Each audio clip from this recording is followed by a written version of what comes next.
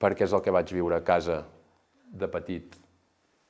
I el meu pare ens picava, i picava la meva mare, i clar, vaig tenir aquest entorn, i és el que he après de la vida, i clar, m'ha quedat tan gravat a dintre que no he pogut fer res i he continuat fent el mateix.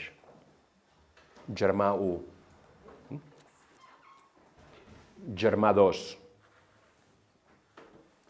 Sí, jo he estudiat 2 carreres, tinc aquesta feina, he format aquesta família, estem vivint amb harmonia, estem amb una experiència de vida molt agradable, m'he treballat molt, mai he fet excessos amb res, i tot gràcies a que vaig tenir un pare que, quan érem petits, picava la meva mare i ens picava a nosaltres. I com que vaig viure allò, vaig decidir que jo això no ho volia a la meva vida,